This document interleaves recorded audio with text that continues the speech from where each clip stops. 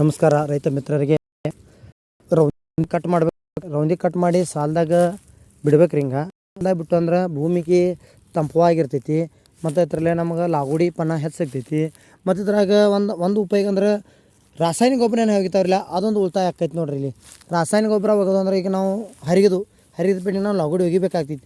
ನಾವು ಲಾಗುಡಿ ಒಗ್ಯಾನಿಲ್ಲ ರೀ ಒಗೆದು ಅಂದ್ರೆ ರೀ ಲಾಗುಡಿ ನೋಡಿರಿ, ಇನ್ನೂ ಲಾಗುಡಿ ಒಗೆದಿಲ್ಲ ಇದಕ್ಕೆ. ಮತ್ತು ಇದಕ್ಕೆ ಶಗನ್ ಖತ ಆಗಲಿ ಮತ್ತು ನಾವು ಯಾವುದೋ ಕೋಳಿ ಖತ ಆಗಲಿ ಮತ್ತು ನಾವು ಜೀವಕ್ಕೆ ಅಂದರೆ ಶಕ್ತಿ ಸಿಗುವಂಥ ಭೂಮಿಗೆ ಶಕ್ತಿ ಸಿಗುವಂಥದ್ದು ಯಾಂಡ್ರಿ ಒಗಿಬೇಕು. ರಾಸಾಯನಿಕ ಗೊಬ್ಬರ ಒಗೆದು ತಿಳ್ಕೊರಿ. ರಾಸಾಯನಿಕ ಗೊಬ್ಬರದಿಂದ ಭೂಮಿ ನಾಶ ಆಗೋ ಪದಾರ್ಥ ಹೆಚ್ಚಾಗ್ತೈತಿ. ಮತ್ತು ಈಗ ನೋಡಿರಿ, ಇದು ನೋಡಿರಿ ಕುಳಿ ಎರಡು ಚಂದ ನಾಟೈತಿ ನೋಡಿರಿ.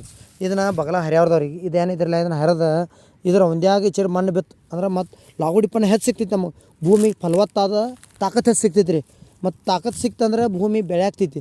ಬೆಳಿತಂದ್ರೆ ನಾವು ನೋಡ್ರಿ ರಾಸಾಯನಿಕ ಗೊಬ್ಬರ ಒಗಿತಾರಲ್ಲ ಅದಕ್ಕೆ ಏಕ ನಂಬರ್ ಅದು.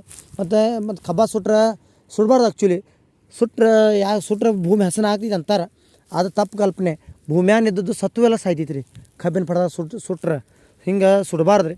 ಮತ್ತು ನಾವು ಮುಂದಿನ ವೀಡಿಯೋದಾಗ ನಾವು ಹರಗಾರ್ದವ್ರಿ ತೋರಿಸ್ತಾವ್ರಿ ನಿಮಗೆ ಏನೇನು ಮಾಡ್ಬೇಕು ಅನ್ನೋದು ಏನೋ ಮುಂಜಾಗ್ರತೆ ನಿಮಗೆಲ್ಲ ಹೇಳ್ತೇನೆ ರೀ. ಆ ವಿಡಿಯೋ ನೋಡಿರಿ ಅಂದ್ರೆ ನಿಮ್ಗೆ ಗೊತ್ತಾಗೈತೆ ನಾವು ಇದನ್ನು ಹೆಂಗೆ ಹರಿದು ಮತ್ತು ಹೆಂಗೆ ಮಾಡಬೇಕು ಮತ್ತು ಅದರಿಂದ ಉಪಯೋಗಗಳು ಯಾವ ಅನ್ನೋದು ನಿಮಗೆಲ್ಲ ಹೇಳ್ತೇನೆ ರೀ. ನಮಸ್ಕಾರ ರೀ ರೈತ ಮಿತ್ರರಿಗೆ, ನಮಸ್ಕಾರಗಳು.